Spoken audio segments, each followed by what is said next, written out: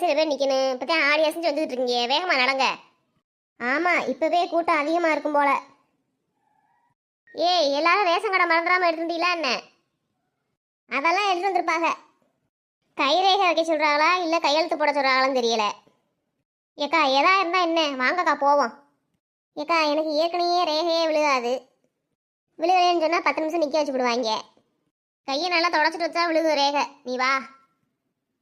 ஏக்கா போன வருஷம் கிஸ்மிஸ் பழம், முந்திரி பருப்பு, ஏலக்காய் எல்லாம் கொடுத்தாங்க. இப்போ என்ன கொடுக்குறாங்கன்னு தெரியலையே.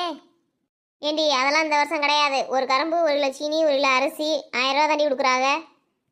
ஏக்கா இந்த வருஷம் எதுவும் கொடுக்க மாட்டாங்களோ? அரசாங்கம் ரொம்ப நஷ்டத்தில் ஓடுதோ? அட ஏண்டி நீ வேற, இந்த 1000 ரூபாயாவது வருதுல, வாங்க போய் வாங்கிட்டு வந்துடுவோம் லைனில் நின்று. கையெழுத்து போட்டு வாங்கிட்டு போங்கன்னு சொன்னாலும் பரவாயில்ல, ரேகை வேற வைக்க சொல்கிறாங்க. என்ன பண்ண போறேன்னு தெரியல. யாருக்கும் கைரேகை விழுகும், உனக்கு மட்டும் விழுகாது. ஆமாடி, என்ன மாதிரி நீ